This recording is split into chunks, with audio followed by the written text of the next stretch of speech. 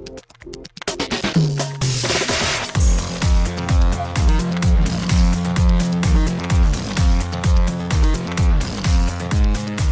and welcome to Too Fast, Too Forever. There's all kinds of family. We chose this one. This is episode 203, Redline from 2007. I'm Joey Lewandowski. I'm Joe too, and this episode's brought to you by Jacobs Entertainment Incorporated, a legacy of excellence.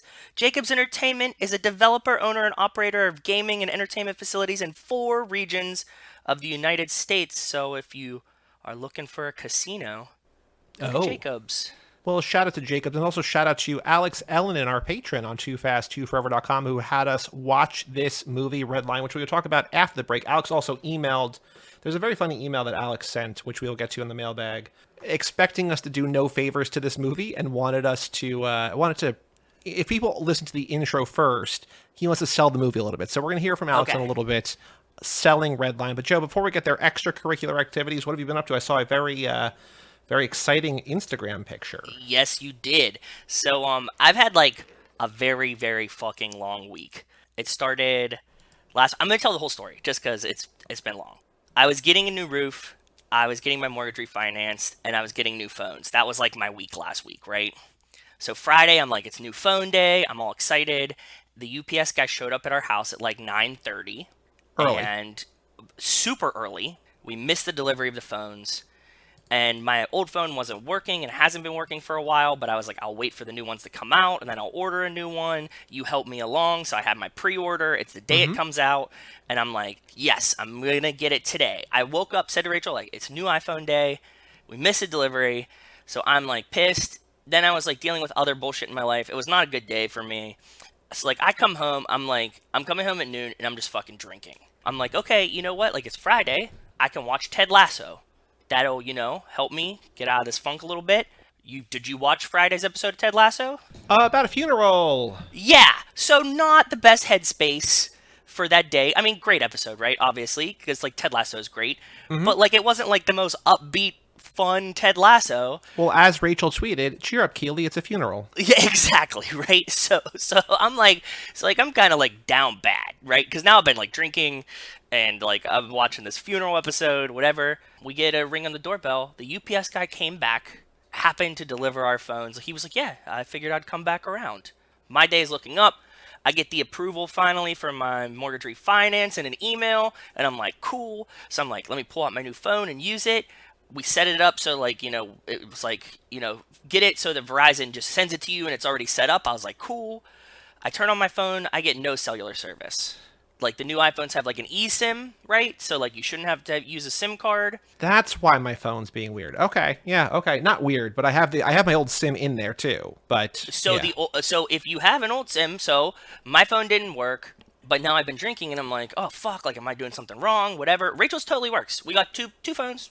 Same time, same order, whatever. Hers is fine. Mine doesn't.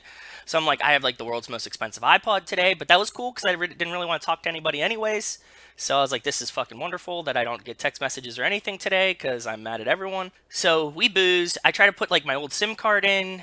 It's like the SIM card doesn't fit because it, like, had this, like, extra thing, whatever. Like, it, like, has this, like, it's not like, it's the same, it's the right size. It just had, like, when it popped out of the thing, the bottom had, like, one little piece of plastic that, like, wasn't letting it fit nicely in the slot. So I was like, oh, damn it. So I was like, I'm not going to fuck with this tonight. I'm going to do it tomorrow morning. I wake up Saturday morning at 7 a.m. after we've been up drinking all night to men standing on the roof above my head. Cool. Because they decided Saturday morning was the good day to do my new roof. So just, I mean, like, chaos, right? It sounds like you're, like, in a fucking hurricane because they're, like, ripping the old roof off of our house. Just shingles and shit just fucking flying everywhere. But I'm like, that's cool. I'm definitely feeling it from the night before, but I'm like, okay, cool, we're going to get a new roof. So they're doing the roof things, and Rachel has a bridal shower in Boston that day, and I was like, I don't know if I'm going to go or not. She was like, would you take the drive with me? It's not very far, it's like 2 hours. Rachel, like, I, like, take a nap on the couch downstairs and, like, sleep through them, like, just demolishing my roof. And I wake up and I'm like, oh yeah, like, I'll go to Boston because the place that it's at was in the Seaport in Boston. Okay. And in Seaport, it's like this little area that's like right on like water. there's a brewery that I really like called Trillium, which I'm sure you've Yep. had beers from, right? Yes. Yeah. Yes. So they had like the first Trillium brewery was like right in Seaport, right there. So I was like, oh, I know they have a brewery there. I'll definitely take a ride with you. I have a phone that doesn't work, but like I'll just go sit, just drink beers at Trillium by myself because like I'm hungover. So that sounds like a good idea. And that's what I did for like 3 hours. It was wonderful. Couldn't get text messages, couldn't sign into any of my financial apps or anything, but I was like, cool, whatever. So I went to Verizon, fixed my phone. Then today, the final part of this news. So like my week has been it's getting better. I'm feeling better. It's getting better. But today they came and put the solar panels on my roof, which you saw a picture of, and some of our Yep. listeners liked as well. They look great, right? Like they put them Yep. all on one side. It looks really crispy.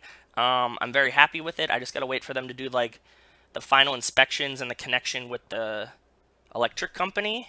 And once they do that, but like the electrician came today and like did all the wiring. So he's like, yeah, like once they approve it, then I just like hook it up and we'll be good to go. So I'm very excited about that. And I have something very cool happening this weekend that I will talk about next time. So, but long Ooh. story, yeah, I know it's also very very cool. But long story for just a bunch of bullshit and awesome things that eventually happened in my life. Now you have a working iPhone and solar panels that are not turned on yet because Yes. they're just like, yeah, because the whole solar process is like, here's like 8 different things that like we don't really have control over that Yep. are all going to be like, whenever people will get around to it. And it's like, Yep. well, okay, sure, yeah, I got nothing. I can't. Okay, Oh, so like eventually on Sunday morning, I went to the Verizon store, and this is a tip to you. They said my old SIM card wasn't a 5G SIM card, but you had a 5G phone, right? Didn't it's you? true. Yeah, yeah, yeah. So they said like I didn't have like a 5G SIM card, so they just gave me a new one at the Verizon store, and like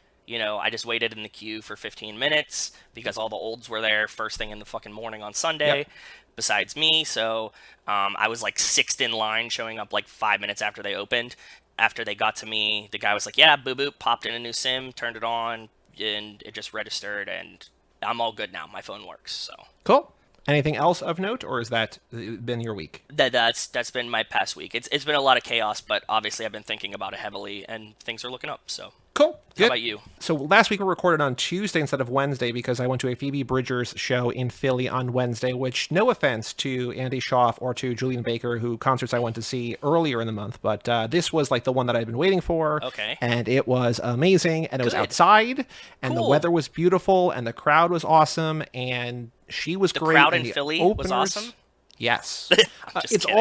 all like young. I mean, again, all Hipstery like peoples, yeah. no, and that's it's sort of, but like it's all young girls basically, like Okay. teen. Like we were definitely like I went with a friend from college, and she and I were definitely like way older than the average demo, but we both loved it. We were in the front, but on the rail. Like we got there. We got to the show early because Philly's far, but we're like, let's go. We got dinner or whatever, and then we were just like Cool. hanging around, and there were like we weren't really super early online, and we wanted to get merch and whatever, and so we were just like hanging out, and so we got there, and there were a bunch of people there, but like to the left of the stage, the rail was open, so we weren't like center, but we were at the rail, which was very nice, and so we were just Great there and view, yeah. mandated vaccination, proof of Cool. vaccination. The security there was like crazier than I've seen any security anywhere. So like it was like very safe, and they were taking everything very seriously. So that was good. But Phoebe was amazing. A band called Muna opened for them, and they have a song with Phoebe called Silk Chiffon, which is a huge song right now. Okay. And Phoebe came out to sing with them like before she even went That's on. So I was like, cool. that's a very cool like Yeah. no ego kind of move, right? Where it's like The headliner she's comes not waiting out, for yeah. her moment. Yeah. Yep. So that was cool. Then on Saturday, past guest and sort of friend of the show, even though not friend of the franchise, Chris Podcasts has become a doctor. He passed his boards. Congrats, And Chris so, Podcast, man. That's yes, a big sir. thing, man. Congrats. He will never hear this. He will I never know, ever but I hear still want to this. say congrats to him because that's fucking awesome. That's hard, man. Good for him. So his friends, our friends, Paul and Jen, who I've met from through him, and you might have met because I think they were definitely at the barbecue that I had the day you were there. So I don't know if you talked to them or not, but they have rock band parties, and Cool. they had a rock band party on Saturday, and so that was a lot of fun. And then on Sunday, so I mentioned last week that I had been moving. I'd swapped 2 rooms in my house, and I'd just been moving Yes. furniture and just trying to figure things out. I found on Craigslist the exact kind of bookshelf, like bookcase kind of thing that I used to have. Oh, nice. It's this furniture company called This End Up. which is it was the set that was like my first like quote unquote like big boy bedroom when I was like 6 or 7 or whatever. Like it's it's this furniture that lasts forever. Like it's heavy as hell, it's solid as hell, and it's expensive. Like you can still buy it through the site, but it's like $700 for a bookcase. I'm like, I'm not spending $700. But like they're always available on Craigslist because they people last are like, forever. And... they last forever, and people are like, I don't want to move this or whatever, right? So I found this case that I used to have the exact same thing to store video games, so I bought one of those. And the woman who was selling it also had another one, so I went on Sunday with Bob of How to Win the Lottery because I was like, I need to recruit somebody to help me move these things. Yeah. And we needed to record an episode anyway, so he came over, we did that. I decided not to watch the Vikings game because I had lost in devastating, heartbreaking fashion the first 2 weeks. So instead, we watched. You uncursed them. I know. So I can't watch anymore. In your logic, I can't watch them anymore because we watched instead Rams Bucks, where the Rams sort of embarrassed on the national stage the Bucks. Like the final score was closer than it actually. Like it was very dominant performance of the Rams. Yeah. So we enjoyed that. And they even cut to like a game break in Jimmy in Los Angeles or whatever, right? Like they showed the Seahawks up 17-7. I was like, look, man, you glad I'm not watching. Yeah. And then the Vikings scored 23 unanswered. And I was like, well, okay, cool. I get it. Did you see the video of Kirk Cousins tossing his shoe before the play? I saw. Yes, I watched the because I don't know if you know this, and I don't know if our listeners who care about football know this, but there are really, really good 12 to 15 minute YouTube video recaps of every game. Yep. Are they like official ones or not? Yes, the NFL posts it. Yes. Oh, very cool. Okay. And so because like football games 3 hours, but there's like so little actual action, so like 15 or fewer minutes, like you can see almost everything of importance in a game. And so I watched it, and like the shoe thing was in there. That's cool. Because he just took it off, and it's like, why is this, like, why is he throwing like this really, like, why is a weirdly incomplete pass in here? Just like, oh, because he's wearing one shoe. Okay, cool, got it. But yeah, so the Vikings won. We watched the Rams beat Brady and the Bucks, which was cool. Sorry to Nick Burris. I know he's a Bucks fan, but you know, whatever. Well, they just signed fucking Richard Sherman today, so and they're. Oh, did they really? They play New England Sunday night game. Did you see New England? Yes. Did you see the commercial, the Adele commercial? The Adele? Adele, yeah. They cut like the promo for NBC for the game for Sunday night is like "Hello from the other side," and it's like just Tom Brady like in his Patriots jersey, and then it like changes to the Bucks jersey. It's really like we've been laughing about this for a couple days. It sounds terrible. What do you mean? No, I mean, is it funny? Is it well done? It's very well done. Okay. Like it's excellent, but it's like if you were a fan of the Patriots, it would be like heart-wrenching. You know, like it's really funny. Give it a shot if you haven't seen it. It's just like it's shot like NFL films, right? But just like scored to "Hello from the Other Side." So Tom Brady: The Return. Okay, let's see here. Hold on. Very moody and very atmospheric. Right? It is. It really, really is. Whoa. No, but it's just like there's something cool about football where like it's the only sport where like slow motion always looks cool. It always looks cool, dude. You're right. It always like it can look cool in baseball and basketball and hockey and stuff, but like football, there's something about even it. Even them just like coming out, right? Yeah. Like just like strutting onto the field in the slow motion. It's just like the coolest shit ever. But yeah. So that's that. I have not really watched anything of note. There's a couple things I'm watching coming up this week that I'll talk about next week, but that's about it. Oh, we did watch the episode we recorded was The Bell Jar. So this book, The Bell Jar, Sylvia Plath, amazing book, really sort of like monumental, important classic in literature. Yeah. There was a very shitty adaptation in 1979, which we watched, and it is terrible. It's on YouTube. You can watch the VHS rip on YouTube, and it's garbage. But yeah, we watched that. We're just appropriate way to honor a timeless classic literature piece. For sure. By watch a VHS rip on YouTube, an illegal VHS rip on YouTube. Yeah, right? So it feels somewhat appropriate. Anyway, we have a Patreon page here on the show, toofast2forever.com. Shout out to Cassie Wilson, Jake Freer, Ben Milliman, Nick Burris, the aforementioned Alex Elonen, Justin Kleiman, Brian Rodriguez of High School Slumber Party, Haley Gerbies, Wes Hampton, Christian Larson, Jerry Robinson, Dan the Duke Hayden, Renato DiDonato, Michael McGann, and Jessica Collins, a.k.a. Montez. Thank you all so much for supporting us at the $5 a month level or above. Like we've said, the next episode is a bonus episode. We're doing the other Redline, and on that episode, we will be announcing next year's themes. So if you want extra bonus episodes that'll never be on the feed, if you want to know the themes for next year early, and if you want to even pick things for us to watch, like Alex is having us watch Redline for this episode. Yep. TooFastTooForever.com, anywhere from $1 a month to like, I don't know, some stupid amount of money that no one is ever going to do, but it's an option on there.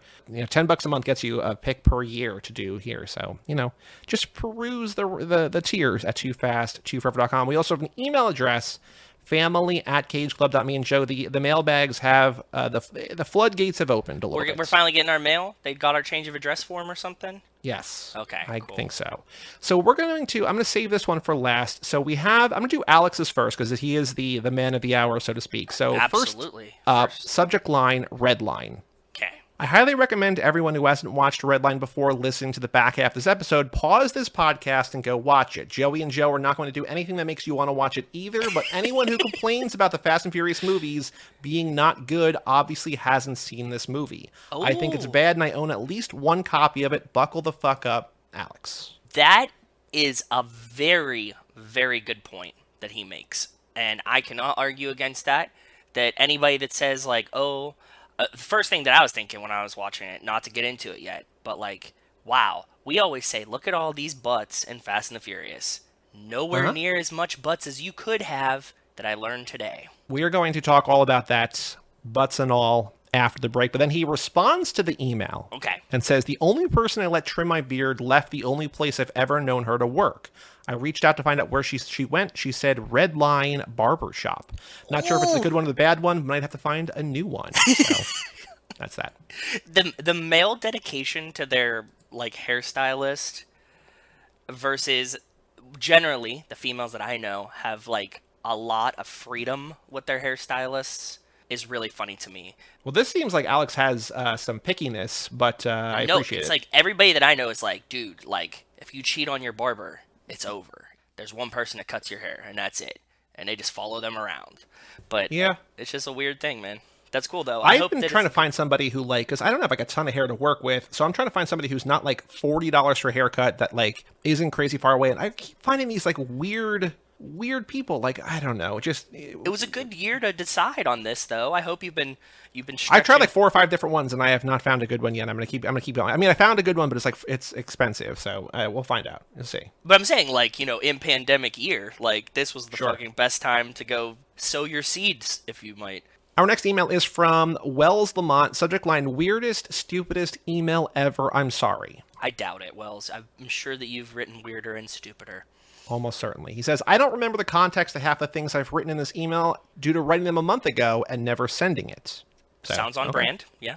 They couldn't do the Gallo 12, Gallo 24 bit from 2F if the dude was sipping on a drink from Pizza Hut or Little Caesars. What do you think's better for my engine, a Pizza Hut 12 or a Pizza Hut 24? What's better for my engine, an extra large or a large? Yeah. Yeah. True Burger, he says, hella good. Great garlic fries. Shooky has great taste. Shooky? Drea, maybe? No, he wrote this before that episode came out. Okay. Who's Shooky? Who's our past guests? That would have been Shooky, possibly Shooky. What the? I have no idea. Maybe it was just like a typo, just autocorrected to Shooky. Maybe. I don't know. Why was Shooky in your phone, Wells? I'm not sure if I'm saying her name right. These notes I took are from so long ago, you probably have no idea what I'm talking about. Well, as you just heard, yes, 100%. Who the fuck is Shooky? I don't know, man. Juhi, maybe? Probably Juhi. Yeah. Because she's in the Bay Area. Yeah, there we go. That makes a lot of sense. Okay. Boy, it took a while to get there, but we're there. I like that we went Shooky. They gave her a little like Jersey Shore spice on that. Yeah, I'm gonna message her on Instagram right now. Said a listener just wrote into our show and called you Shooky. He misheard your name and couldn't read his notes, but in case you need a new name, go with God. So, we'll see. I have this theory that Ludacris is actually dead. Died when he hit the wall going $120 as any human would. Unfortunately, I don't remember any more of this theory, but I did plan on finishing it out at the time. Okay. Yeah. Your brain is so beautiful, my friend. Yeah. That's great. What a great minute with the Brian and Rome fight. Great to hear it without visuals. Even though I've watched the scene 100 times, it painted a different picture in my head. There's a few certain minutes I can't wait to get to. I'll let you know when we're there. No, I do. I like listening to the intros of the shows, and when you clip in the minute, it's a different experience. Like just hearing the audio of it, right? Like you kind of like play it in your head, and You know, there's definitely parts you definitely remember, and there's parts that you're like, what was really happening there? So it's cool to see. Thanks, Justin, for the update on the Dominican beer. Good to know it. Good to know, and it makes perfect sense. It does. I had to erase 2/3 of this email because I couldn't remember anything, and it was all unfinished notes. I've never been this busy in my life. I went from working 20 hours a week to working 60 plus. My life has been turned upside down. I have to plan and schedule things, and it's way more than I'm capable of.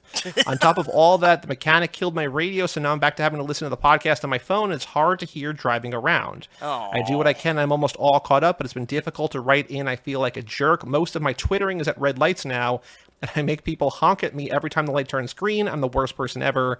Anyway, enough of my stupid life story complaining. I'll try to do better. LOL. Well, I did see, Wells, that you tweeted a nice customer recommendation about you the other day, and I just want to say congrats on your nice customer recommendation. That's awesome. Your hard work must be paying off, so that's great for you. He says, P.S. Joe, not sure if you've seen F-Boy Island on HBO Max. I've told you to watch it. Did you watch that yet with Nikki Glaser? F-Boy Island? No, we watched the first episode, and then we were, like, sucked into... Look, Prison Girlfriends runs my life right now, which is actually called Love After Lockup. I call it Prison Girlfriends. It's called Love After Lockup, and that show is pure chaos. I highly recommend it to anyone else. It's people that, you know, have prison pen pals that, like, then they come out of prison and try to live together. It goes about as well as you can imagine. So I've been watching a lot of that. So no, I did not watch F-Boy Island on HBO. He says it's trashy AF, and you might enjoy it. I have been. Yeah, it's on my to-do list. I promise it is. It says PS2. I bought a portable speaker on Amazon. It's supposed to be super loud, so my radio woes will be fixed, and I'll be able to blast you guys on my routes. Okay, cool. That's awesome. Cool. And he says, okay, bros, hopefully I'll chime in soon. I'll catch you on the other side, Wells. Well, hello from the other side if you're Tom Brady playing the Bucks this weekend. Or playing the Pats. Our next email from Jerry, subject line, an update. Okay, what's up, Jerry? How have you been? It says, hey guys, it's been a long time for an update. As of today, the 29th, which is today as we're recording this, it's Ileana's birthday. Happy birthday, Happy Ileana. birthday, Ileana. This weekend, we're going to a comedy show with Joe Coy. I highly recommend going to a show. Do you know Joe Coy? Yes, I do know the comedian Joe Coy. I can't picture his face, but I've definitely watched some stand-up of Joe Coy. He's got a Netflix special, looks like, called Live from Seattle. Yes. They play him all the time on comedy radio on Pandora, and Rachel and I listen to that a lot when we're on long drives, like in between audiobooks. Mm-hmm. And they play Joe Coy jokes all the time. Like, yeah, he does impressions of his mom all the time. He's really funny. Okay. Yeah. Cool. Says, after that, we're driving to Disneyland for a few days, then going to see some lights in L.A., Walk of Fame. See some sights in L.A., Walk of Fame, L.A. Zoo, L.A. Tar Pits. I've been to La Brea Tar Pits. It's cool. Cool. She's my ride or die. Going to sports now. Go Giants, still being 2 games ahead of the Dodgers. Joe, too, that stiff arm Najee Harris sit on the Raiders was nasty, like he studied Derrick Henry from the Titans. Yeah, I saw that. That was when, and it was on the kid from the Raiders, Abrams. That, remember, he was on Hard Knocks last year, like the rookie that got injured pretty early in the season. Oh, yeah. There was like the salmon one. Did you know that they're doing an in-season Hard Knocks? Yes, on the Colts. With the Colts? Yeah. Yep. I think it starts like in November, I want to say. It's going to be weird. Well, so there was a show on Amazon called All or Nothing. Yeah. Very cool. It was basically in-season Hard Knocks, but I like the Hard Knocks thing better, and I always like the in-season because it's cooler. Like I think it means more. I'd be worried as a coach. I agree. I think it definitely means a lot more, and it won't be like following the story of like kids getting cut, but at the same time, like as a coach, I would be like, get these cameras the fuck out of my building. On the note of the Colts, though, Pat McAfee's show, they've been calling him Two Sprains for the past, 2 weeks. Because he sprained both of his ankles. So instead of... Did you hear this? He sprained both of his ankles on the same play. Carson Wentz sprained both of his ankles on the same play, so they've been calling him Two Sprains. It's like, years ago when the Yankees had Masahiro Tanaka, and I had him on my fantasy team. He, in the NL, as you know, pitchers have to bat. Yeah. And he somehow pulled both of his calf muscles on the same play while running the bases. It's like, what is happening?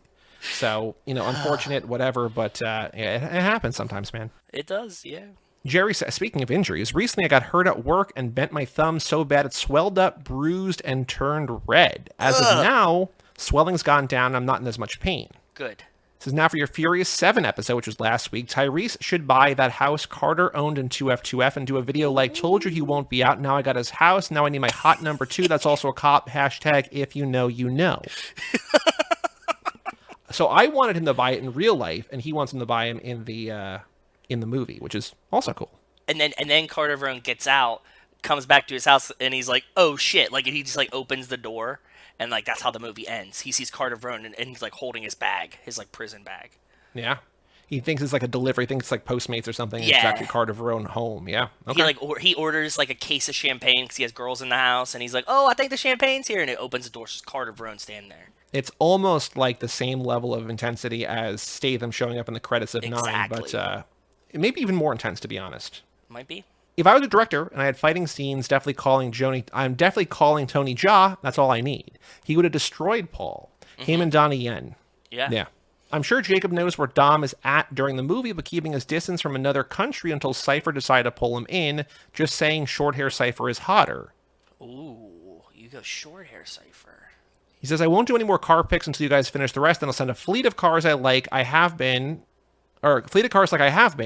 cars ready for now. Got to go back to work, be fast, and never last. Well, thank you, Jerry, for writing. And I want to give you a quick update. We did not do one last episode because Joe and I sort of decided on, like, episodes where we're, like, it's a first-time new guest where we're doing, sometimes like, a million other things. I don't know if you hear it because Joey edits it well, but sometimes they're like, I think, for sure, Drea would have played with us. Yeah. But also, you know, when we're asking her, like, her rankings, and she did such a thorough, detailed, awesome job of the rankings, and then also the, you know, all the either ors and all this and that, whatever. Like, I just, you know, it's another thing that I didn't want to, so I didn't want to snub you because, like you said, there's a bunch of yours still in there, but we'll do one, you know, next week. We got Fate of the Furious with a returning guest. Fuck yeah. So we will do it with him. So, you know, yeah.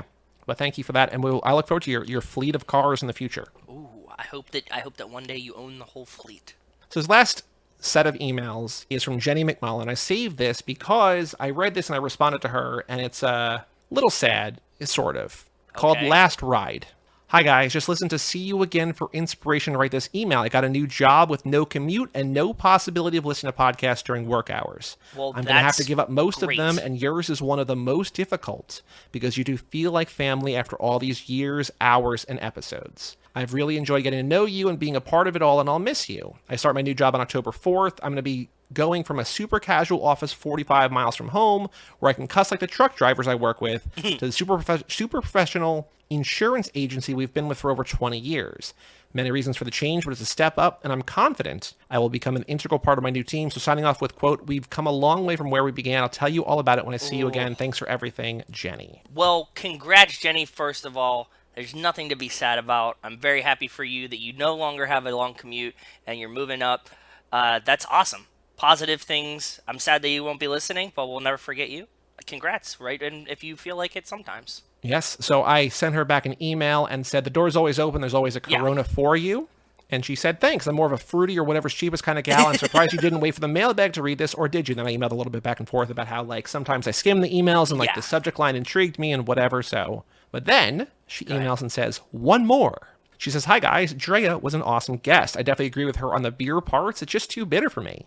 But I do like Red's Wicked Apple Ale, and most hard ciders would become very popular, especially here in Oregon. Yep. I really like how all your different guests have their own takes, and that 200 episodes in, you're still noticing things. Well, Friday is my last 100-mile day, then I'll only be driving 15 blocks at a time for work. Maybe I'll just listen to the intros. Who knows? One thing I know for sure is that WTF with Mark Maron will make the cut. He's my walking buddy. Well, I'll keep on driving like the wind blows. Later, Jenny.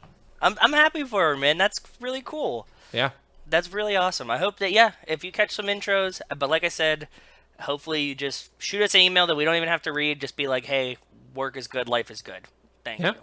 Also, if you even hear this, who knows? I don't know. If you don't, that's also fine, and I'm still happy for you, and congrats. That's all the emails for today. family@cageclub.me. And just so Jenny knows and everybody else knows, these episodes are never going to go behind a paywall or anything like that. So, and if they do, and you've been here from the beginning, we'll take care of you. But never going to go away. So if you're like, I don't have time to listen now, whether you're Wells or you're Jerry with a busted thumb or you're Jenny with a new job or whatever, just, save them up, listen whenever you can. There almost could not be a less timely podcast, right? Like the intros are somewhat timely, but like it doesn't matter. Yep. And then, it's literally the same things on repeat forever, right? So yeah, exactly. Yeah.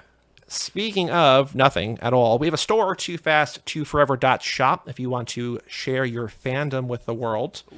We got to come up with a new design. We had a design in mind, and then it became much more expensive to do than I wanted to do, and I was just like, oh, we're not going to do that. So that happens sometimes. It really does. But I'm sure with the Black Friday, so I just saw a thing today that Target is doing their first holiday shopping sale October 10th. And I'm like, that seems early.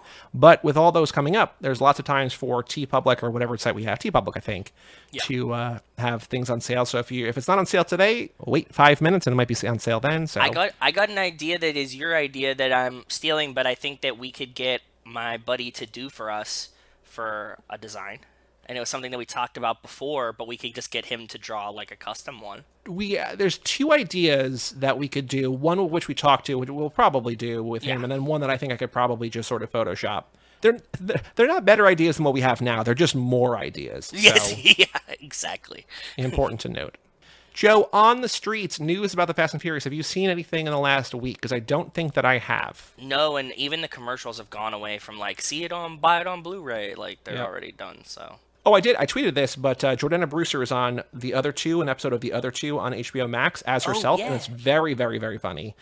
What is The Other Two? Because Kevo was really excited about it. So The Other Two was a show that was on Comedy Central like 2 years ago, maybe, and then it didn't get canceled, but it was just like, we don't know what season 2 is going to be, and then HBO Max like acquired it or whatever, and so they renewed it for season 2, and they did a season that just ended, and then they just renewed it for season 3, but it's... a comedy, I'm guessing? It's a comedy. It's a sitcom. It's a half-hour sitcom where it's the older siblings of sort of like a Justin Bieber type, like teen heartthrob singer who becomes like immediately famous or whatever.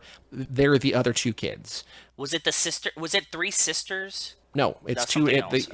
No. Okay. But one of the older brother is from Comedy Bang Bang. He's great on there, so that's why I watched it in the first place. Okay. And Jordana Brewster is in season 2, so I recommend that. First season also on HBO Max, but Jordana Brewster, I think it's like season 2, episode 7 or 8 or something. So yeah, it's very funny. So that's that. Yeah, we love Jordana Brewster. Good job getting work, lady. Joe, the final thing to do before we take a break and talk about Redline is the Fast and the Furious minute 29, a minute I called Enter Carter Verone. I'm serious now. Handle your business, I handle mine. Muévanse. Watch your hands, bruh. Go in line. Let's go.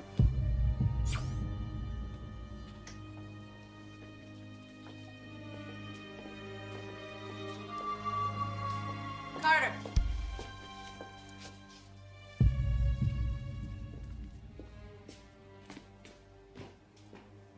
Drivers are here. Good. Come on.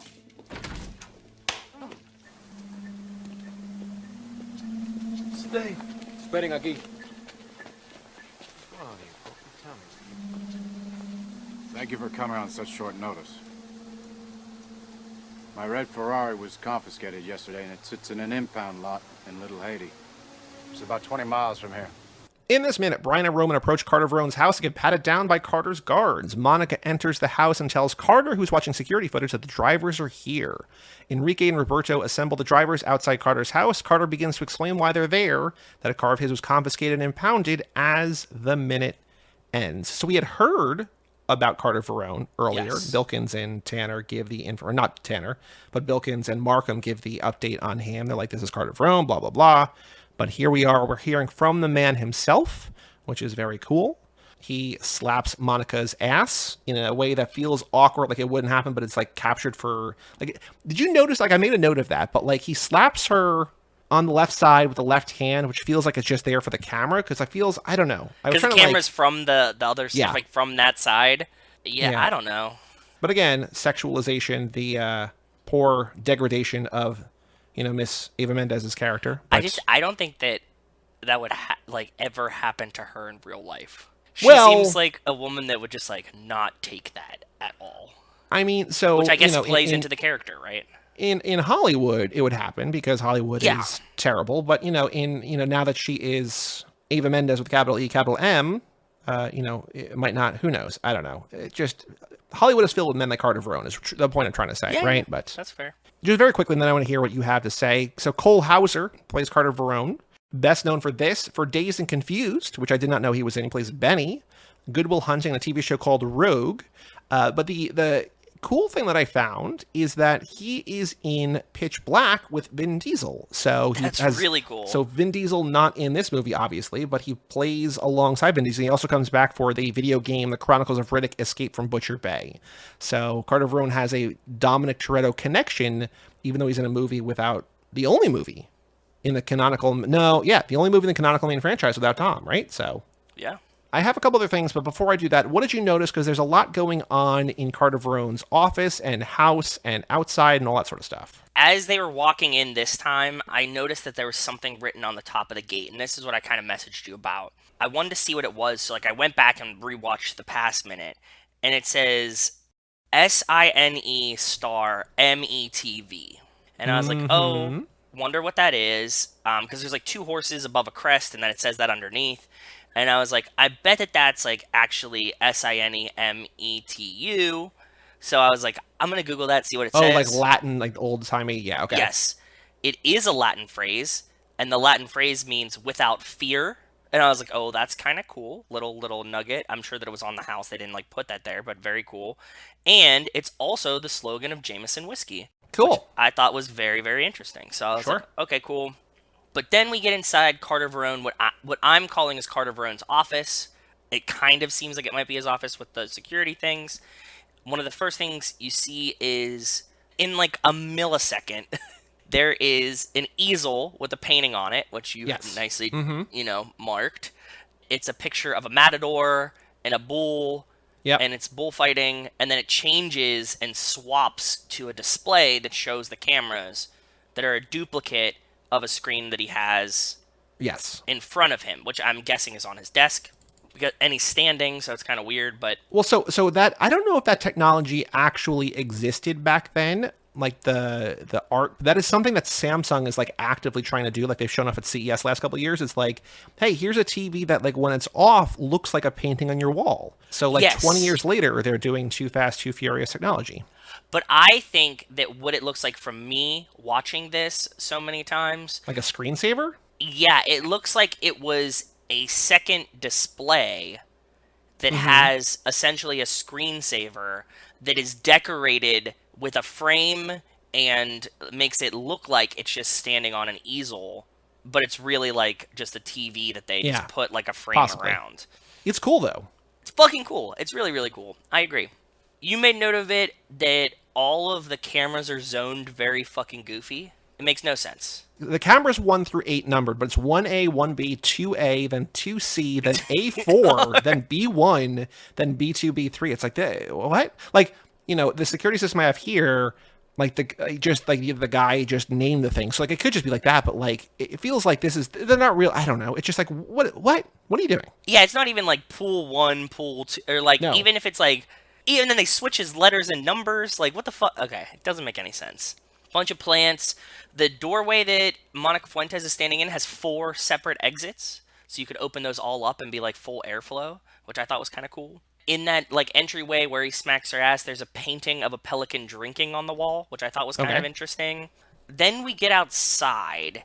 Okay, so one of my guilty pleasure shows that I don't think I've ever talked about on here is it's called Prison Girlfriends. No, it's called Extreme Pools. Have I ever told you about this? No. Okay, so there's this show on either History Channel or Discovery Channel, one of these, and there's this guy, and his name's Sean Lucas or something. It's something Lucas. I don't think it's Sean. I think you're saying Lucas Black plays Sean. I think that's why Sean Lucas is in it. I know that part. But anyways, Lucas is part of his name, and it's Lucas is his last name because I thought that was weird. He designs pools and grottos. He builds waterfalls in people's backyards and stuff. And they pay fucking hundreds of thousands of dollars for these pools. So it's a really brain mush type show, but it's fun to watch. And then at the end of every episode, and the weirdest thing ever, he swims in their pool at a party they have to open the pool. So he's part of my fee is you letting me swim in your pool when you have a party. That's what we don't know. So but they'll be okay, we invited all of our friends and family over, and the grandkids are here, and then you just see him swim past. You're Does he get to swim in every pool? Like, does he need to? Very weird. It's very strange. Or he'll do like a cannonball, and he's always on like a weird like opposite side of the pool. Like he's like not even like with them. He's just kind of like swimming in their pool too. It's so strange. Anyways, the show's cool. It reminded me of that. There's a big ass grotto. There's like this walking bridge, and then the pool's behind it. I'm sure we're gonna get a better shot of the pool when Monica's there, and that's the like, what did you do this morning? I was with my girlfriends, whatever. But the other thing that's interesting is I never really noticed it, but I noticed it now watching this minute, is that they have that like walking bridge that goes like past the grotto up to the pool, right? Because it's on like another kind of like level. When Carter Verone, like, they make them all wait, and it seems like they're waiting, like, underneath him. Like, they, like, pause, like, all the drivers. And then he comes, and the shot is from, like, above looking down, and then you see, like, his head above them. And that's just because he's on this fucking weird walkway that I never noticed existed. Like, it finally made sense in my brain, like, why he's standing kind of above them and, like, pontificating to them downwardly. You know what I mean? Yep, mm-hmm. That was the cool stuff. I have some other notes and stuff in there, but that was like the main cool stuff that I noticed. Cool. Is there something else I wanted to say about this minute, or no? No, there's another new guy in this minute that is maybe Jose. This guy named Jose Perez, who plays a character named Jose. I think that's probably based on like how IMDb is structured, like who pats down Brian Roman, but like I don't know. He's not really known and there's for like anything, that guy that kind of like walks through his office in front of him. Yeah, it's hard because like there's still a handful of drivers that like I think I know who they are on IMDb, but like I don't know if we know the character names or whatever. So I don't know. Whatever, we'll figure it out when we fail. Who knows? Yeah. So the trivia question, I have two. One I think is I have three actually. I think the first one's too easy. I like the second one. I agree. The third one is, as we talked about, very difficult, and I think that kind of covers in a sort of way your fourth question. So there's tidbits of this minute I liked. And I thought that was a way to make your third question easier, like to not make it so hard and nitpicky, but also include all that stuff. I see what you're doing, but I also don't know that like it's zoned wacky. So okay, keeping in mind, this is not a movie that people pause to watch, right? So like, Bullfighter and Bull is very difficult as it is. It's on an easel is also difficult. It's zoned wacky AF is also difficult. Like these are not the things that people are really paying attention to. So I think I get what you're doing. I think that both 3 and 4 are just probably too hard. I think that the way to include that is that like the display is disguised as a painting on an easel. It's like we don't have to say Bullfighter and Bull is like the painting, but it's just like what is interesting about Carter Verone's security system. Get what I'm saying? Okay. That's kind of what I was trying to do. So I'm gonna for sure get rid of the first question, which of Carter Verone's cars was confiscated and impounded. I'm gonna get rid of that one. Yep, because we see it later anyways. We might need that question later. I just think it's too. I like the modified version that you have where we wound up. I still think it's kind of too hard. Okay, I think that makes sense. I think we just go with where is the impound lot that Carter's confiscated car is located. The answer is Little Haiti, but we just need 3 other locations, which is also like not that it's easy, but it's like he says a thing, right? As opposed to like I don't even remember fucking seeing a security system. That's also very, very likely possible. Coral Gables. Okay. Let's do maps of Miami. South Beach, right? Okay, and I need one more little. We could do a little something. Little China?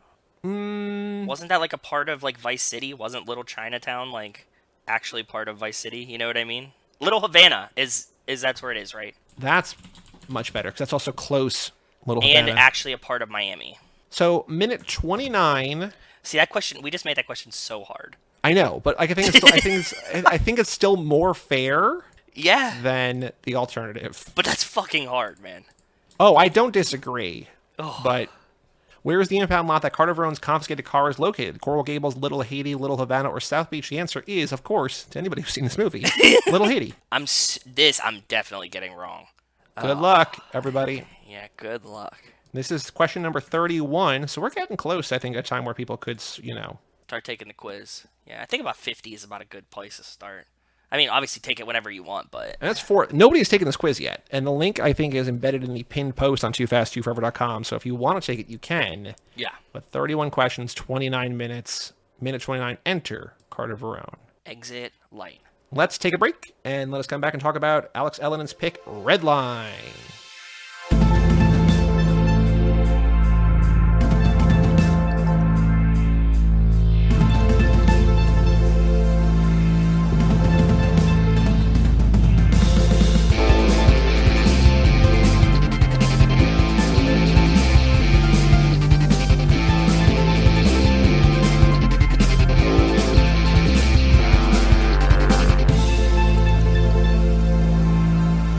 Welcome back to Too Fast, Too Forever. This is episode number 203.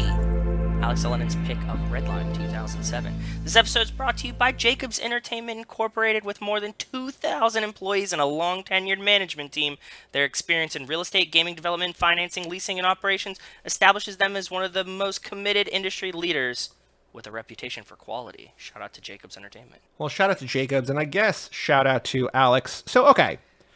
This movie is not good. It's objectively bad. It's objectively bad, yeah.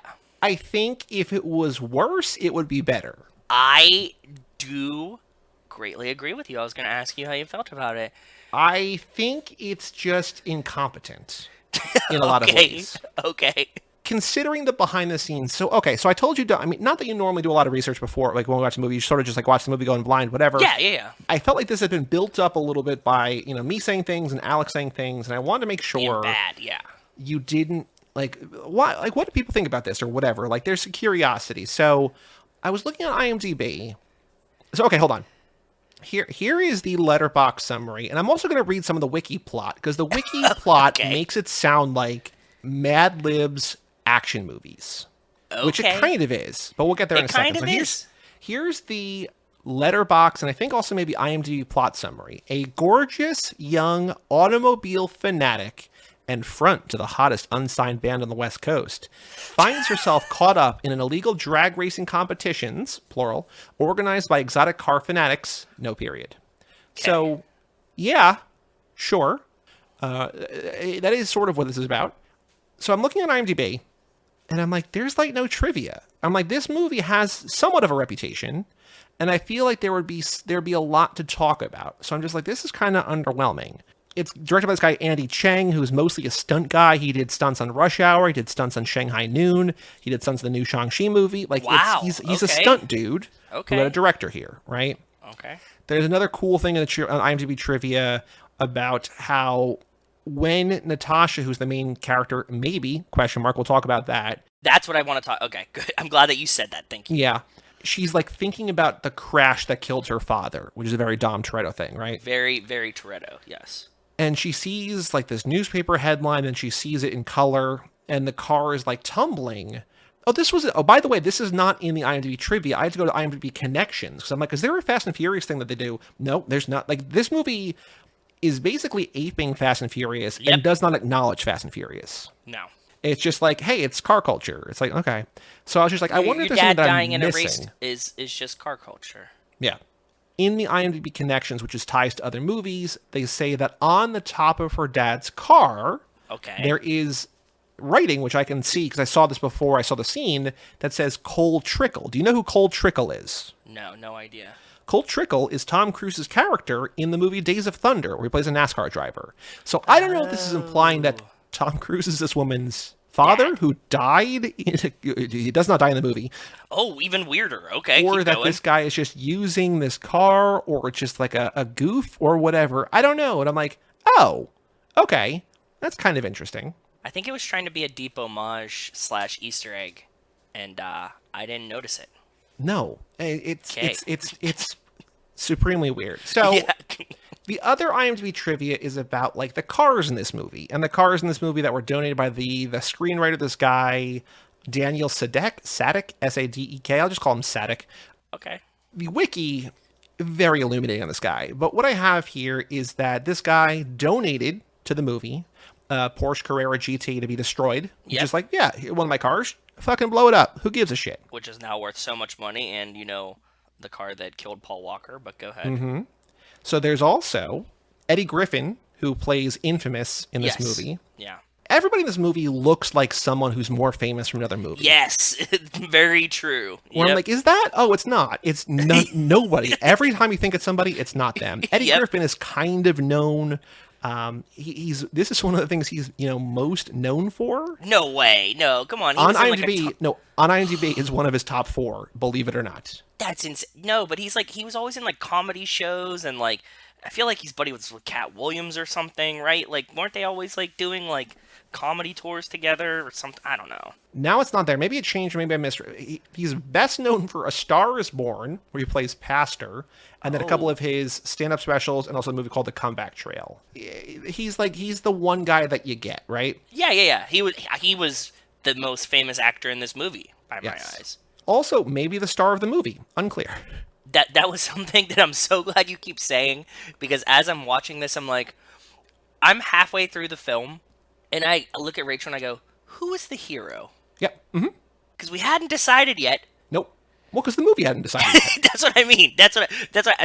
Not we as in us as the viewer. I'm saying communitively we. Nobody watching and nobody making this movie had decided yet either.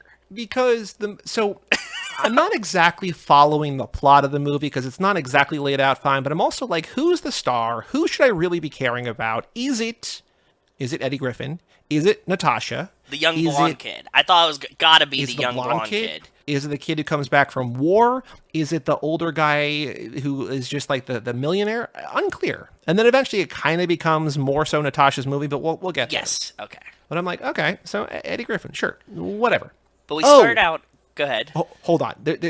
Hold on. Okay, I misread my own notes. So Eddie Griffin, in promoting this movie, crashed a $1.1 million Enzo Ferrari that belonged to Daniel Sedek into a barricade while promoting this movie. Okay, so he was unhurt.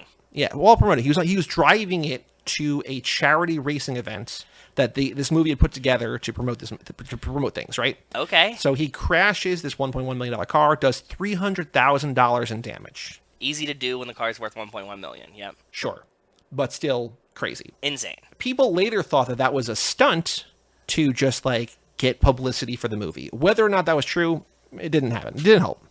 Okay. But so here's the Eddie Griffin thing that I misread or I forgot. On his Letterboxd bio, which is culled from the movie database, not Internet Movie, but the movie database. Okay. It says one of the things he's best known for is crashing this Enzo. And I'm like, that can't possibly be true. But sure, let's go with that. That's fine. Not that he's an actor. No. Not that he's a comedian. Just like... crashing a car. Edward Eddie Griffin is an American actor and comedian. He's best known for the sitcom Malcolm and Eddie, along with co-star Malcolm Jamal Warner, and his role in the 2002 comedy film Undercover Brother. He also made headlines in 2007 for crashing a Ferrari Enzo. Jesus. That should not be in his bio, but that's the entirety of his bio, so this is something tied to him, right? Yeah, that sucks. Poor guy. So here is, before we talk about the actual movie, because there's more important, like, groundwork to lay to understand what the fuck this movie is. Okay. So Daniel Sadek, who wrote the story or co-wrote the screenplay or whatever, who has came from the country all of these Lebanon. cars. Yes. Okay. He came from Lebanon. He dropped out of school in 3rd grade, right? Okay.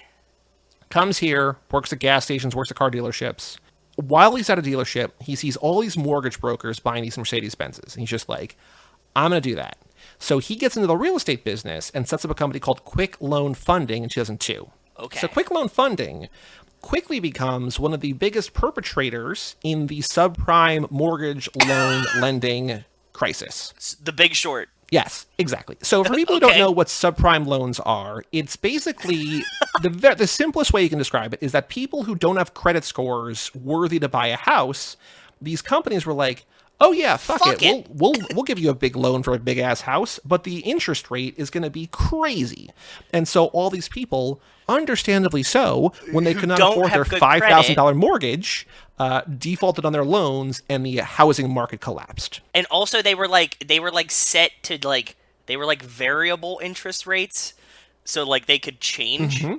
Yep. So, like, at one point, it was like, oh, whatever loan we gave you is not your loan price anymore. Like, these aren't fixed-rate mortgages. So, like, they just, like, skyrocketed, and then all these people defaulted, and, you know, Christian Bale made a ton of money. So that's what happened. By 2007, 5 years after he sets up this company, they'd approved $4 billion worth of these mortgages. And he was making, personally, not the company, he was making $5 million a month. Okay? That sounds fair, yeah. So then he goes and buys several houses in Southern California, Las Vegas. He starts buying all these supercars because he has more money than he knows what to do with. He's just spending all this money, right? This is why Jesus will never let me be rich, because I would do the same shit. During this time, he's engaged to a soap opera actress, Nadia Borlin, who also happens to be the star of this movie. No shit.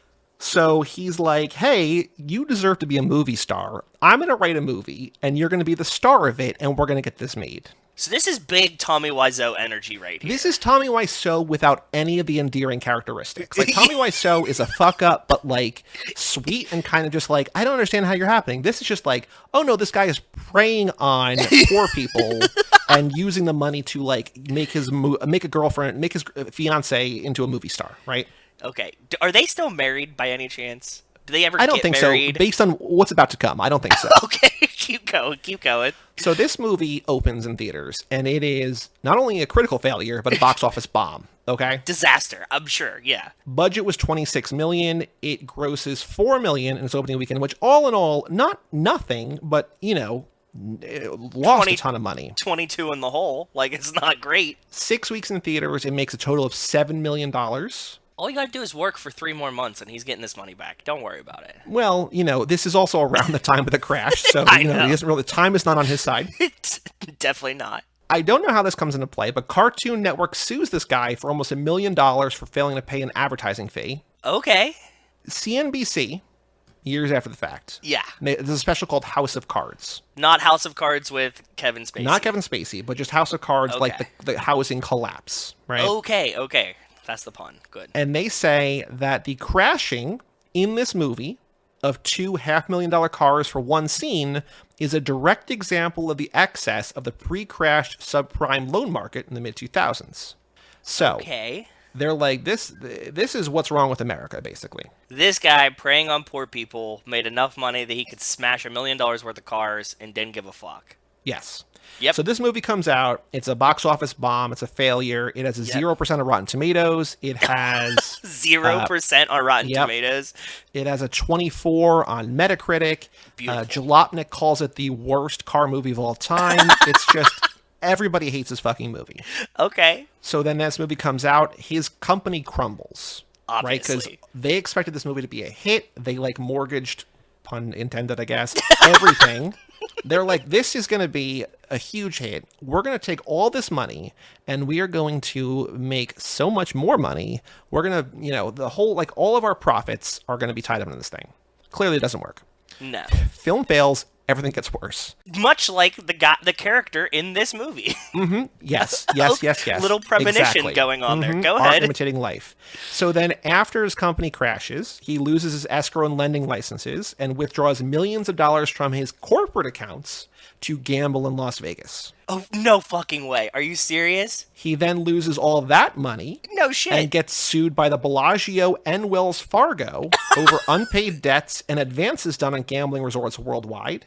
And then in 2009, because life comes at you pretty fast, declares bankruptcy. And then Vanity Fair lists him as number 86 in the 100 people to blame for the economic crisis, dubbing him, quote, Predator Zero in the subprime mortgage game. Live fast. He lived his life a quarter mile at a time. He really did. And it's like, this movie is not good. It's not the worst thing I've ever seen, but it's not good. But the wiki for this is just like, oh, that's all way more fun. I mean, In this movie, yeah. fun is maybe the wrong word considering that, like, You know what we really need here, bro? We need the fucking disaster artist version of this movie. I don't know who would tell it because it feels like everybody involved is fucking insane. But that's what disaster artists felt like. But I feel like Greg Sestero at least does like a decent job of convincing himself or convincing the world that, like, I'm kind of I'm just an actor. Like here, I don't. Eddie Griffin's not telling that story. No, because he's famously known for smashing the Enzo Ferrari. Right. Maybe the woman that's on Days of Our Lives, maybe her. She must have it kind of together, right? Well, that's you mean his fiance? Yeah, Natasha. Maybe. I don't know. Dude, that's fucking awesome. Like, you know, sometimes I like to hear a good story that reminds me that no matter how bad I'm fucking up, I'm not doing this.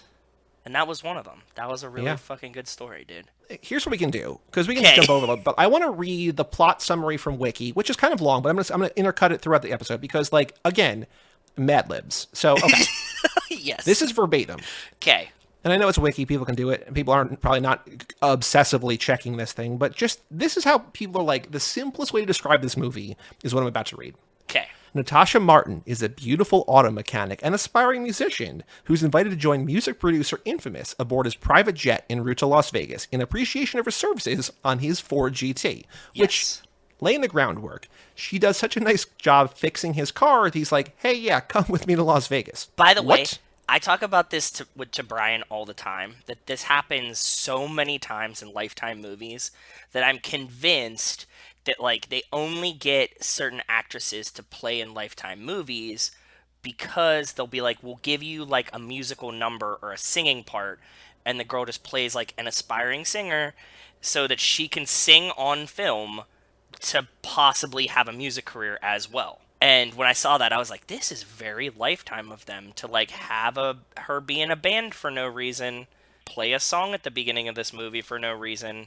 She's also a highly skilled race car driver, but is haunted by memories of her father's death at a NASCAR race many years ago. Meanwhile, on another side of town, USAF veteran Carlo, returning from a tour of duty in Iraq, meets up with his brother Jason before heading to Vegas themselves. Carlo is not happy that Jason is living with their mob boss uncle, Michael D'Orazio, whom he blames for their family's destruction. They are unaware that Michael has been running an unsuccessful counterfeiting ring and owes millions of dollars to another syndicate led by, quote, the Godfather. So, okay, in the first paragraph of this movie summary, we got a beautiful woman who's a killer auto mechanic, cool rock singer, a NASCAR-level racer. Yes. We've got a guy coming back from Vegas who's living with a mob boss uncle who's counterfeiting money and owes, like, that's all in, like, that's like the backstory of this movie. That's the groundwork. On the outskirts of Vegas, a high-stakes race event is being held with Michael, Infamous, Hollywood producer Jerry Brecken, which I guess is like Jerry Bruckheimer, maybe, I guess? Probably,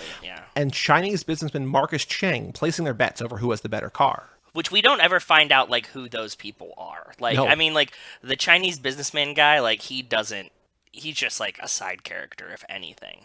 Well, it's kind of like in, like, the first Fast and Furious where there's, like, oh, we need 4 racers, and, like, there's just one dude we never see again, but this is, like, 2 or 3 of these people we just don't give a shit about. Yeah, exactly. It's like, we have too many characters already, but, like, you know, whatever. Anyway, okay. Yeah. When Infamous's driver fakes an ankle injury, Natasha becomes Infamous's driver in exchange for $300,000 and a recording contract. However, she is unaware that Infamous has to place her on his wager as Michael, who has been obsessed with her since watching her band perform on stage earlier, has placed 4 platinum bars at stake. What? Yeah. I don't know. At the same time, Brecken wagers his brand new Enzo Ferrari on Natasha. That is true. The choice of platinum bars I found very interesting. I think it's the kind of like, what's cooler than $1 million, $1 billion? What's cooler than gold? Platinum. I think so too. It just was weird. Oh, 100%. I mean, I know we've been like kind of like mixing it in and saying it, but obviously like the guy who wrote this movie, who's all the cars it was, like he likes car movies and he's seen a ton of them. Mm-hmm. He tried to like Tarantino a car movie, except he's not Tarantino. It's unclear if this guy, like, you could say he likes car movies, but you're also like, he's never seen a movie before in his life. It's like, yeah, I could tell. Like, It's kind of like, okay, I was thinking about how, you know, when we were in the warehouse in the Too Fast Minute a couple of weeks ago, and we were like, there's just people doing car stuff. Like, they're just like waxing down cars. Yeah, like, right? Or like helicopter mechanics. It's like, hold this wrench next to a helicopter. Like, what the fuck does it matter? The opening scene here, there's just like 12 people standing side by side, like hanging out in a garage doing nothing. It's like, the fuck is this? Like, is this like a music video? Like, what are we? Yeah, and it tries to like shoot it like the intro to like an Ocean's 11. Mm-hmm. Like, it was like trying to pitch like, this is this guy and this is this guy, but they like don't tell you who they are. Nope. I mean, like, they do. They're like, you know, you need like a quirky one, the famous one, and then like the driver. And I was like, okay, cool. So like they're a team, they're gonna pull a heist or something. Nope. But they're actually like not interconnected for like the most. Like, they're just gamblers. Yeah, around. They're just like locals, essentially. Just gambling buds. Yep. Playing with the big dogs. Okay, go ahead. Natasha, parentheses, driving a Mercedes-Benz SLR McLaren, takes on Jason, driving a Lamborghini Diablo. As they approach the finish line, Natasha is several car lanes ahead of Jason. This is where it breaks bad. Real bad. He quickly zips past her by engaging the onboard nitrous system, which we get a kind of Fast and Furious through the engine. Nos. Yep. We get he flips up the thing, hits the Nas. I was like, oh fuck yes, we get Nas. And then can I take it here for just a sky drive for a second? Well, I'll just say, unfortunately, because of the excessive speed, what happens? The wing of the Lamborghini starts to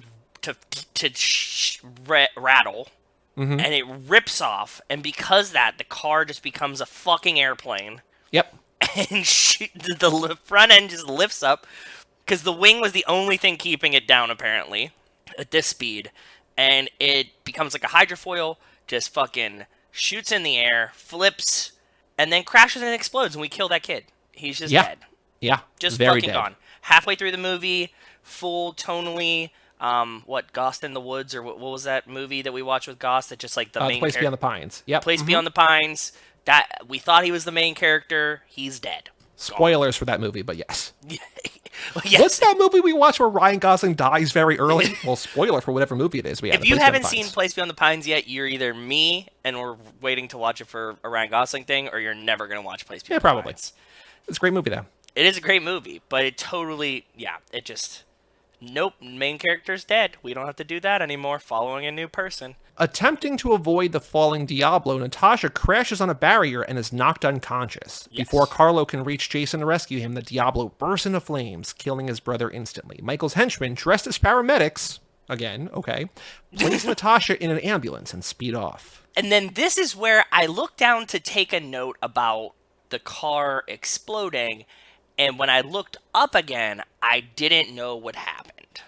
Yeah, I had to rewind here. I had to rewind a couple times, and this is not one where I was like, fuck this movie, I'm not going to pay attention. I paid attention to most of this movie. Not 100% all the time, but overwhelmingly, and still two or three times I had to rewind because I'm like, I don't know what?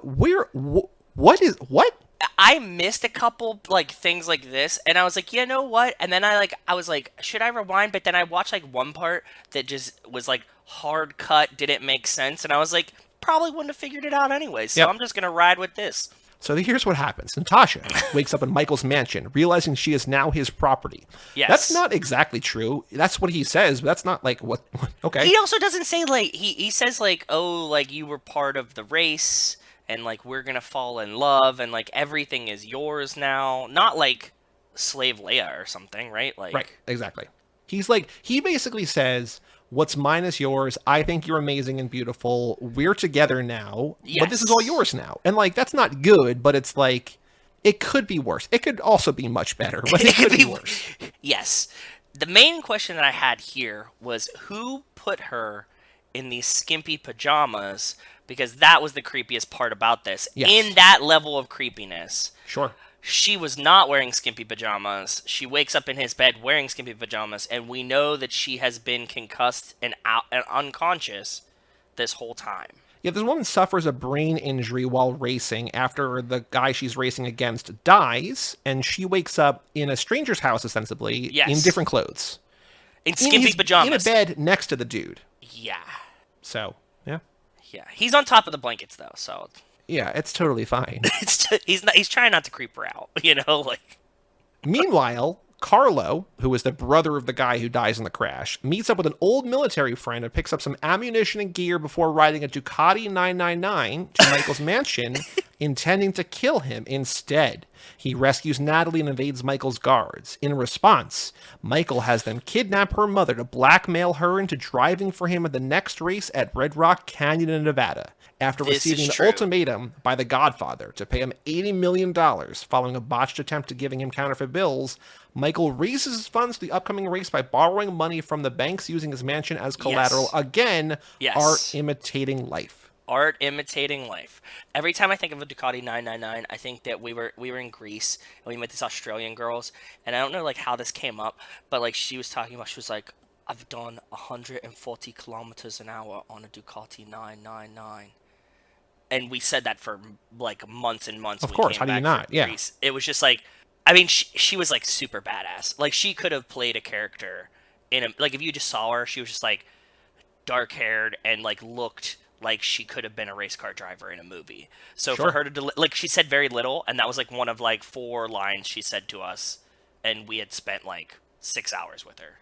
Okay, fair enough. So it was just wild shit. But okay, I needed to just get that out of my brain. Thank you for indulging me. In the final race, Michael, Brecken, Infamous, and Chang, those are the 4 guys betting, place Okay. their bets for a combined purse of $100 million. Infamous and Chang are eliminated from the race after their cars, an SLR and a Porsche Carrera GT respectively, are involved in separate crashes. During the race, Natasha, driving Michael's Enzo, which I'm assuming is the same car that Eddie Griffin crashes, receives a Probably. phone call from Carlo notifying her that he has rescued her mother, Yes. who's just like tied up in a bathroom with like a little bit of twine. Yeah, watching another guy work out. Mm-hmm. She's like at the gym, and he's just like lifting weights, and they tied her so that she has to watch him lift weights, Yep. which is pretty much like the worst punishment I could ever think of. That's Yeah, it's pretty, pretty fucking bad. brutal, right? Yeah. Yeah. While she is several car lanes ahead of Brecken's Celine S7 twin turbo, she stops the Enzo an inch away from the finish line and gives the S7 the win, costing Michael the race. Yes. With no money left, Michael is given a last ride from the Godfather's henchmen. To repay Natasha for handing his driver the victory, Brecken gives her a recording contract, which shortly gives her a gold record and lands her on the cover of Variety, Yep. an Enzo and a Koenigsegg CCX. Yep. The film ends with Natasha in the Koenigsegg and Carlo in the Enzo racing each other before being chased by the police on the freeway. And that is Redline. Yes. That is a movie. And, like, that description makes it sound fun. This movie is not fun. No, I mean, It's not fun, but, like, again, if it was better or worse, it would be better. that's true. I do think that if it would have got a little bit zanier, maybe some blood spray, some, more chaotic things. Like if the car would have like lifted up off the ground but hit the moon and exploded. Sure. We could have really pushed this, but like it trying to stay grounded really was to its own detriment. I feel like the bigger issue here is that no one's having fun. Like in a movie where, the characters, like in a movie where it's all Okay. like cool people doing cool Beautiful, things. cool people. Yeah. Everyone's just so angry. Like, I feel like only at the very, very end, when they're racing those very fancy cars on the freeway, there's a little bit of fun. Like, it kind of still sucks a little bit, but, like, at least they're smiling. Like, everyone is just so serious in a world where, like, hey, I'm going to counterfeit $80 million. Yeah. Like, why are you not more happy? Like, it's so weird. Also, like, they should have, like, balled a little bit harder. Like, if these, like, rich dudes, like, I get it, like, making the movie type situations, but, like, these are rich dudes that are exclusively gambling millions of dollars against each other on their own private drivers. The parties that they have to do this don't look that wild. No. You know what I mean? Like, these should have been fucking ragers, dude. And, like, their parties that they're having, like, in public gathering spaces in Las Vegas. And the thing that like really made me upset about this is like if they're doing this too, it's like I get it that they have like they hired a helicopter for the movie and like they're watching it like on live stream from the helicopter and that's like a great view or whatever, but like and like I get it that you're like in a tent in air conditioning, but like wouldn't you want to like be at the finish line? Yeah. And they're like not. They're just like chilling in a tent. Just like I do wonder if that is reflective of like this guy where he's just like, I have so much money, like like this $100 million bet doesn't even mean anything to me. Like if it's just like, yeah, I don't care, I don't have to be there. But their like careers are like one's like a movie director, one's like a mob boss, and the other one's like what, like a rapper? Yeah, sure, let's go with that because I don't have a better answer. And then like a Chinese businessman. Like of the four, like the Chinese businessman I can kind of get, but like the other three like aren't like rich. You know what I mean? Not like No, Jeff right. Bezos rich. That's And like none of them are likable. Like no, like so Nat is director kind of sucks. likable. Yeah, there's nobody you're rooting for. no. Even the kid that like I thought the blonde-haired kid who was gonna be like I thought he was gonna be the hero. The one who dies in the crash. The one who dies in the crash. He's like a little douche. Like Yeah, he sucks the whole movie. yeah. And like his uncle sucks. I was even looking for like context clues to be like who doesn't suck here. And like I guess Natasha doesn't suck, but she's not really like showcased until No. the second half of the movie when he dies. Like I'm watching this and I'm like, okay, so like there's a narrator and it's not really clear until she's basically like, and that's me. I'm kind of the girl next door. It's like, what the fuck? Who? What? No. What are you? But she's also a Grease Monkey. She's also the lead singer in a band. Yes. She owns the garage. Yes. Like the guy's like, Eddie Griffin's like, yeah, I want to talk to your boss. I want to talk to Nat. She's like, I'm Nat. My friends call me Nat. This guy's like, oh shit. And like that's it. Like it's just like okay. Yeah, and her mom and like this guy who, by the way, if we can give the award that Brian gives out for people that we need to see more of, the mom and like the guy that's the mechanic at the shop, Sure. like those two, what the fuck is happening in their lives? They're just in for a wild ride. Like she just disappears, and the mom's like, she like calls her once, and like after she's been missing for 3 days because she's at the one guy's house, and her mom's like back to work, boop a doop, like totally fine. Yep. One thing that I was sort of surprised, like this movie does a couple things that the Fast and Furious have not done, and not for good or bad reasons, but I'm surprised that like the Fast and Furious has no war. Like the fact that there's like a war veteran, I'm like, if very easily like Vince Yes. or Leon could have been like, oh yeah, I served time or whatever. It almost makes it feel like Fast and Furious exists like in an idyllic universe where like war doesn't exist. They are the war, essentially. Yeah, because like it's Mr. Nobody says there's a war being fought between shadows and ghosts. It's like Twilight, I guess, but like yeah. like it just feels like, and I'm not, this is not true of everybody. I think there's a large majority of people who enlist in the military who are also car guys and like in car culture and stuff like that, right? So like Plus, there's like a long history that like veterans coming back usually buy American cars and get like great deals and rates and financing through the military to buy these cars.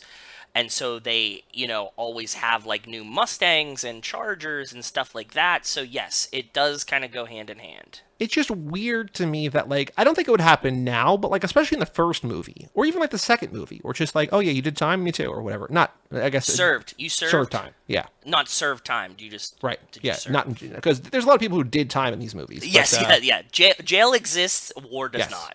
Correct, which is weird. There's also anti-radar technology. Like they do like the scrambler or whatever, where the guy's When did this speeding. He happen? like early, very early. I don't remember that. And the other thing that I wrote down that I really liked was that when they're on the plane and Infamous has like his honeys with it, like it's basically Roman's girls or whatever, right? Yes. This was incredible. Go ahead, because I don't know how this wasn't mentioned in the fucking Wikipedia thing. Go ahead. One of them gets really pissed at him, and this is when Nat's on the thing. They're going to Vegas. Yeah, because she's performing at the car race. This girl gets pissed at Infamous. He's like, "Don't make me pull this over." No, she says pull it over. She says pull it over. Pull and over this plane right now. They land in a field, and they kick her out of the plane, and then just take off immediately. Yep. The amount of fuel that would require to land and then retake off. Yeah, that's a big factor in flying, right? Like having the right amount of fuel to get there for the weight. And, especially on private planes where there's like a smaller gas tank, right? Yeah, you air traffic control to divert your path. All of these questions I've had. But I mean, I guess we got the world's longest runway too. So true. That plane is still trying to take off. It is still wild. It's absolutely wild. Fucking bonkers. That was probably my favorite part of the movie, and I watched that, and that's why I looked at Rachel and go, "What the fuck is happening?" Yeah. Mm-hmm. Yeah, that was when it was like full tilt. And again, more of that, please. This could have gotten really zany. I would have liked it. Sure.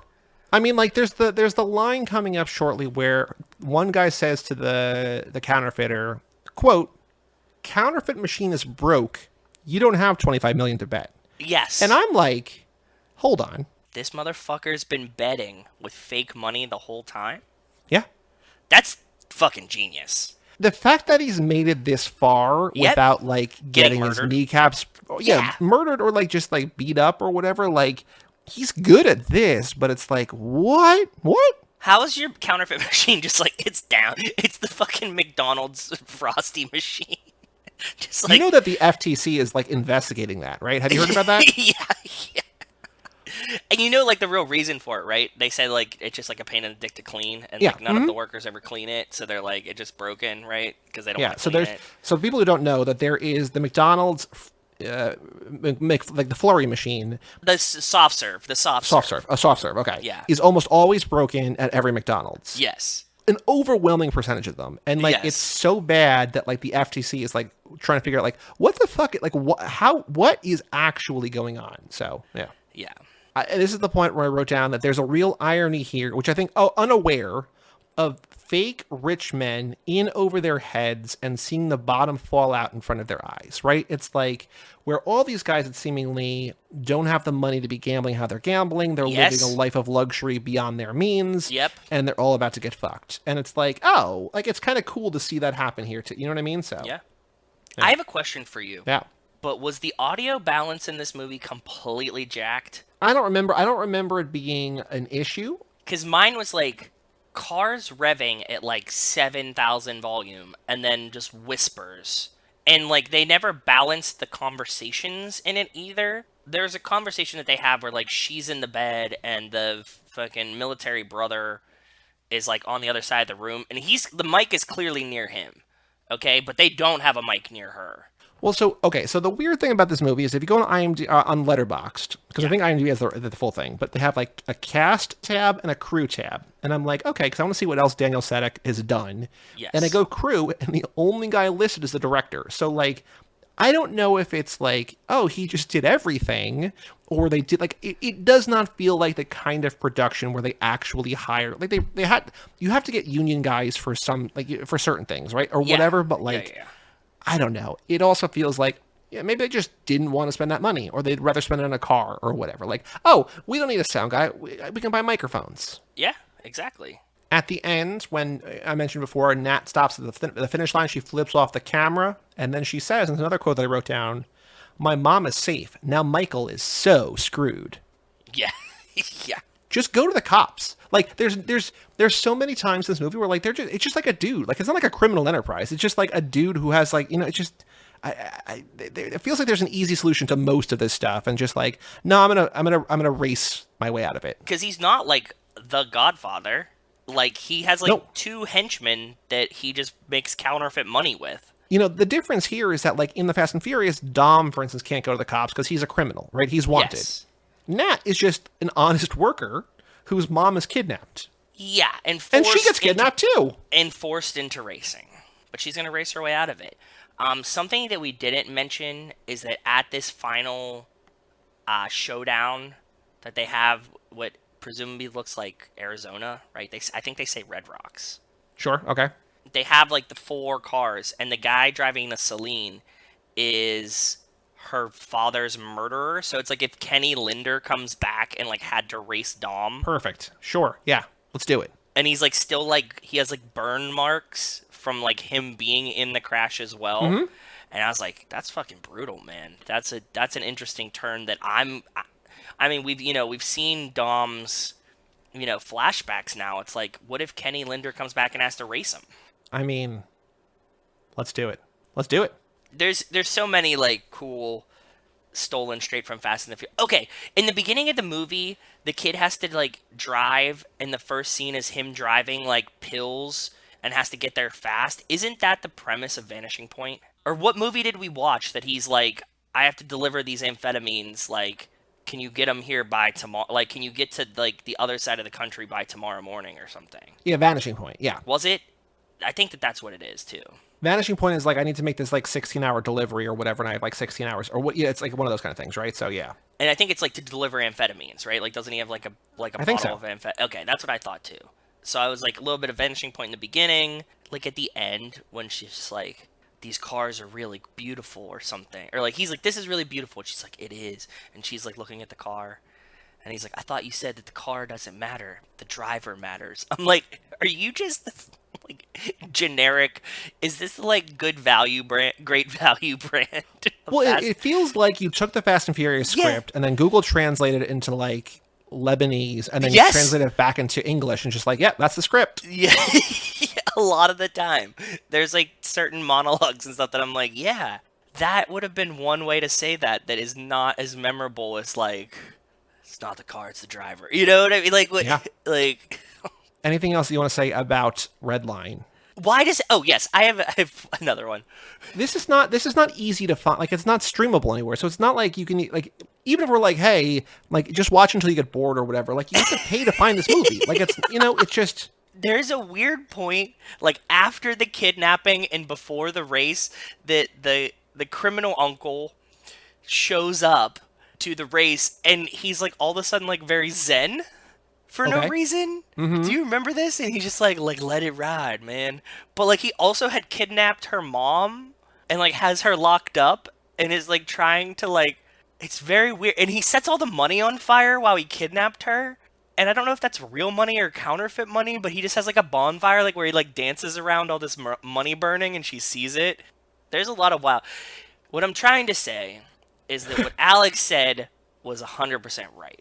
If somebody tells you that the Fast and Furious movies are dumb and not fun and don't make any sense, force them to watch Redline and they'll be begging for a Fast and the Furious movie. Like the other thing, so like people on Letterbox sort of compare this to Torque, which we covered for a Patreon episode, which we're not crazy about, but also that's at least that has a purpose, right? That's just like we're gonna make fun of these movies to a certain extent. We're gonna try to make a genuine action movie, but we're also gonna satirize it. This just like let's fucking make a cool car movie, bro. And it's like, okay. This was giving me kind of the like Norwegian Borning vibes, but like not as genuine. You know what I'm saying? Like Borning, they were like it seemed like they were making a movie and they cared about the movie and they cared about cars. And this is clearly made by a guy that was essentially scamming people in their mortgages that had too much money and didn't know what to do with it. This is a guy that like I mean we said it before, but it's just like I love cars. I got a cool, beautiful girlfriend who wants to be an actress. Like wants to be a bigger actress. I'm gonna do a cool thing. It's gonna take us a couple of months. It's gonna make us a lot of money. Like there's nothing to lose here. This life is gonna last forever. that should be the tagline. Be like, this life it'll never get better than this, right? Like, or it'll always be as good as this. Will never be better than this. Yeah. Like, well, that's also. I mean, it's the same thing. We'll never be better. Like this. Like things are gonna be this good forever. Yeah. It's like David after Dentist. Yeah. Am I going to feel this way forever? Yes, you are. You absolutely are. God, I forgot about that. I need to go watch it now. Good reminder. Thank you. All right. Do you want to watch the trailer for Redline? I would love to watch the trailer for Redline. Let me open it, though. So this one, Redline trailer 2007, posted by MYX Movie, who's just plugging his blog in the description. So clearly not from Redline. So also, do you see what his blog is? It's myxpitstop.blogspot.my. Guy loves cars. He likes pit stops. This is a pit stop. All right. 3, 2, 1, play. There's almost 1 million views of this trailer, which I don't know how that's possible. Small children, maybe? Oh, also, so many butts. Here, go ahead. The butts, like just like beautiful women. I also thought like you go on those things when the bra or the panties or whatever hit the ground, but they like just throw it up in the air, like go, and they just drive. It's like that's not. I don't think that's how this works. Yeah, I'm not sure how that works. I just assume it's how the Fast and Furious does it, right? Which is like when it lands, you go. Yeah, but that's also that scene was the anti-radar tech where the guy was like had the thing on his eye or whatever. That should have been James Van Der Beek, right? Like they tried to cast James Van Der Beek for this kid. Probably. I mean, he also looks like Paul Walker a little bit. Yeah. Oh, in this scene, that the guy with the shaved head is Gus Hansen. Like, there's a couple like actual serious heavy hitter poker players that like are just like, hey, yeah, I'm playing poker with this guy every week. $1 million hands or whatever. Like, you want to be in my movie? Sure, absolutely. This movie did have a ton of fucking cool cars, though. Like, it really did. I don't race. Everybody's got a price. 300,000. Damn. All right, fine. And any chance can be taken. Oh, they got like movie voice for it and everything, huh? We're racing 4 cars. $25 million bucks. I like the sound of that. The trailer makes this look pretty cool, dude. How you gonna make me happy?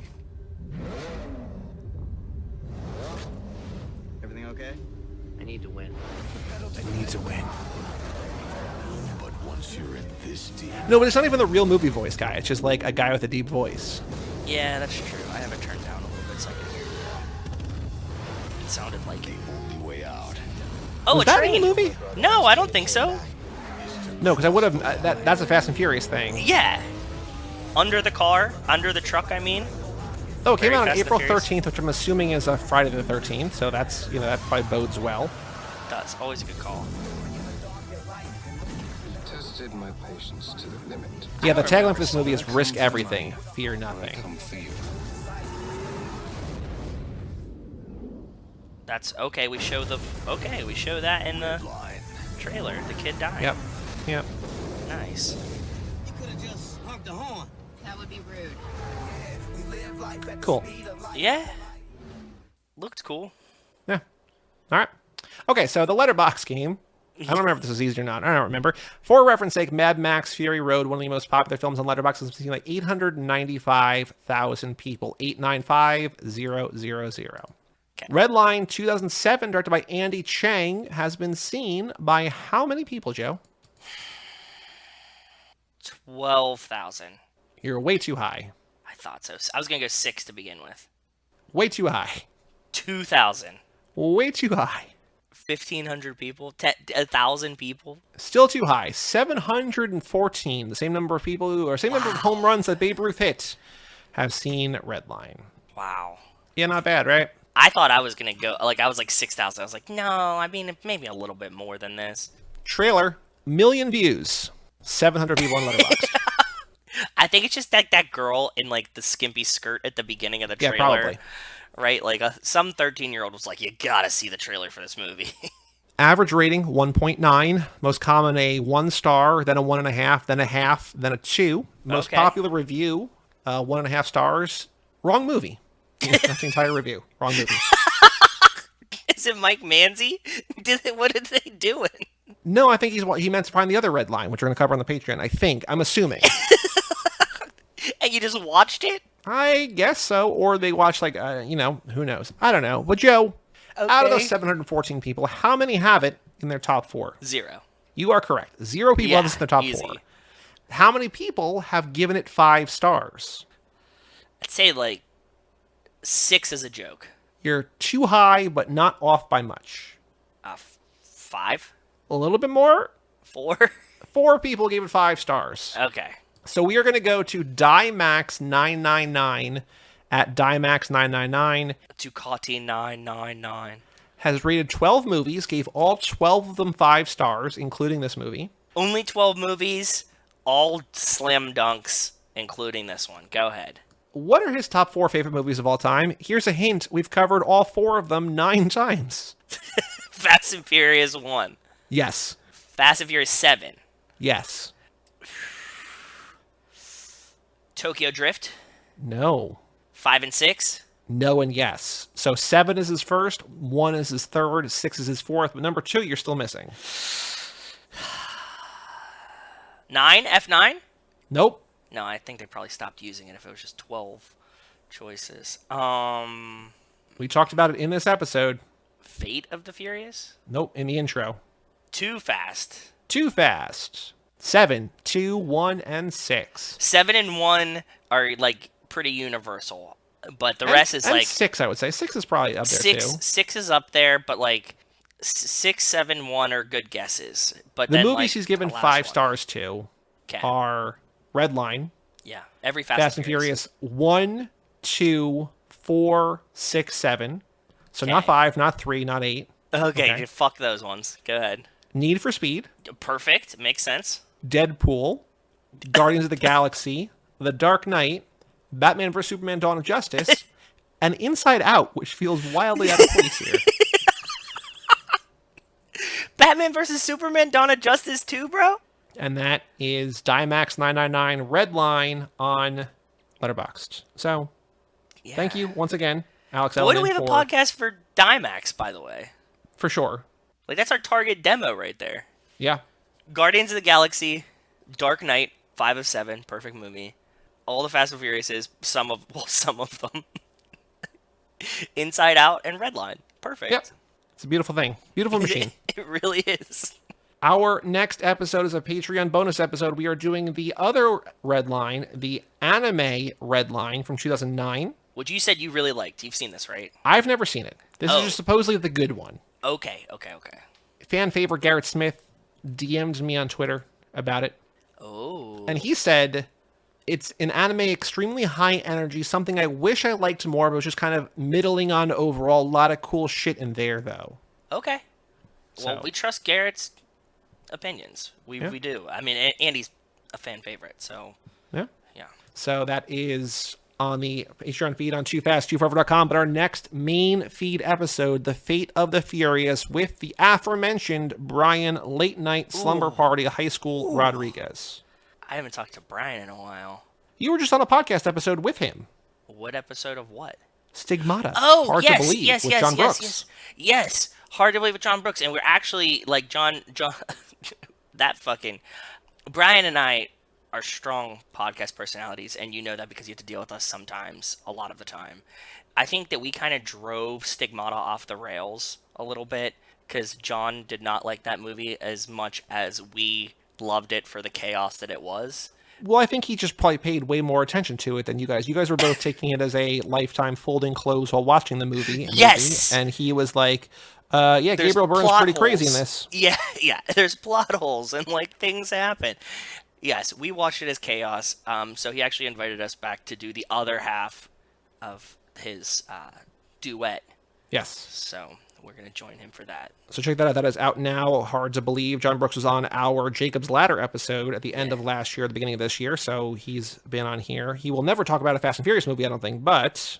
John Brooks has a really big brain, guys. He does. He's, like, very smart, analytical dude.